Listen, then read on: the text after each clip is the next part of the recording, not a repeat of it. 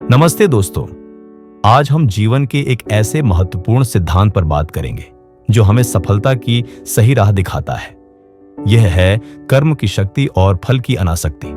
भगवत गीता का यह अमर श्लोक कर्मण्येवाधिकारस्ते मा फलेषु कदाचन हमें सिखाता है कि हमारा अधिकार केवल अपने कर्तव्य को निभाने पर है, उसके परिणाम पर नहीं। आइए आज हम एक ऐसे किसान की कहानी सुने जिसने इस सिद्धांत को अपने जीवन में उतारा और असंभव को संभव कर दिखाया। बहुत समय पहले एक छोटे से गांव में मोहन नाम का एक सीधा साधा किसान रहता था।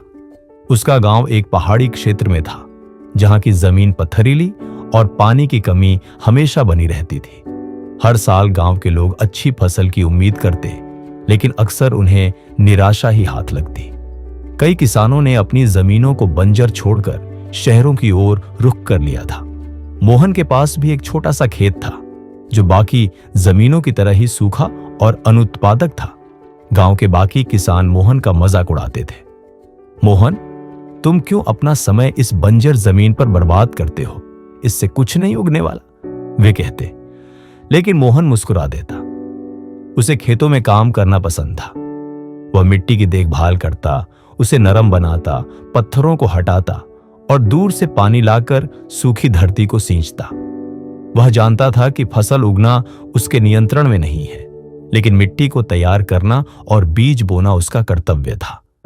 वह फल की चिंता किए बिना बस अपना काम करता रहता। मोहन के मन में कभी यह विचार नहीं आया कि उसे अपनी मेहनत का क्या फल मिलेगा। वह बस अपनी जमीन से एक लगाव महसूस करता था। उसके लिए बीज बोना और पौधों की देखभाल करना ही जीवन का सत्य था। उसने कई तरह के बीज बोए, कुछ देसी, कुछ ऐसे जो उसने दूर के गांवों से लाए थे, यह जाने बिना कि कौन सा बीज फलेगा और कौन नहीं। वह बस उम्मीद करता था कि कुछ तो जरूर उगेगा, और अगर नहीं भी उगा तो उसने अपना कर्म तो किया। एक साल गांव में भयंकर सूखा पड़ा। सारे कुएं सूख गए, नदियां पतली धार में सिमट गईं। बचे खुचे किसान भी हिम्मत हार गए। मोहन का खेत भी भयानक रूप से सूख गया था, लेकिन उसने हार नहीं मानी।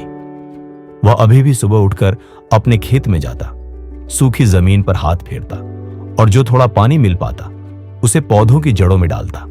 एक दिन जब वह अपने खेत में था, उसकी नजर एक कोने में उगे एक अजीब से पौधे पर पड़ी। यह पौधा बाकी सब पौधों से अलग था। इसकी पत्तियां हरी और चमकदार थीं, मानो सूखे का इस पर कोई असर ही न हुआ हो।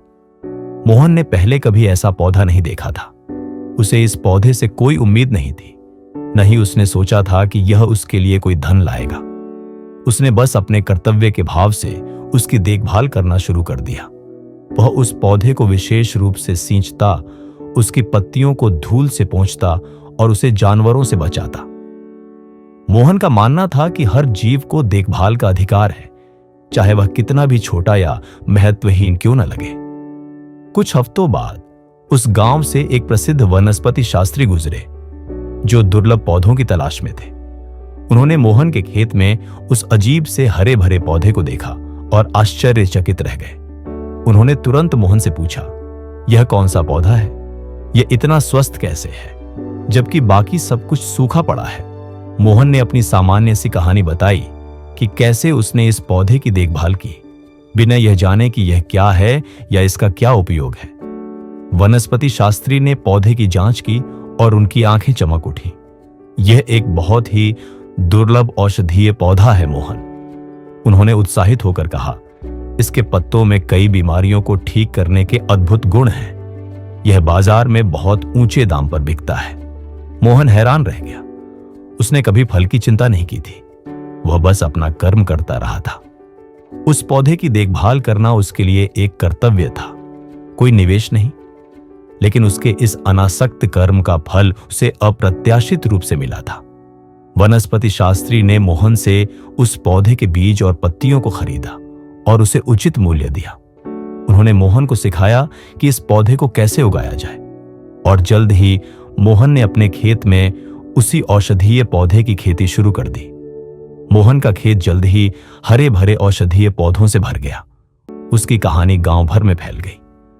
जिन किसानों ने उसका मजाक उड़ाया था, अब वे उससे सलाह लेने आते थे। मोहन ने उन्हें सिखाया कि कैसे अपनी जमीन की देखभाल करनी है और कैसे फल की चिंता किए बिना अपने कर्म पर ध्यान केंद्रित करना है।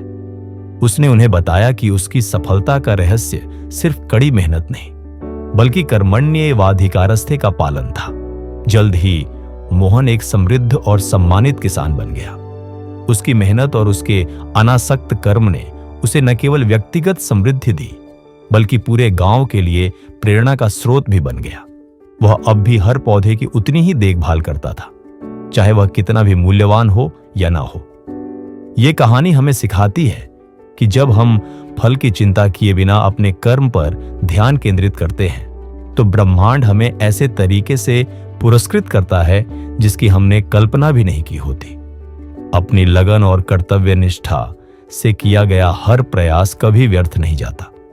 अपना सर्वश्रेष्ठ दें और परिणाम प्रकृति पर छोड़ दें। यही सच्ची सफलता और मन की शांति का मार्ग है।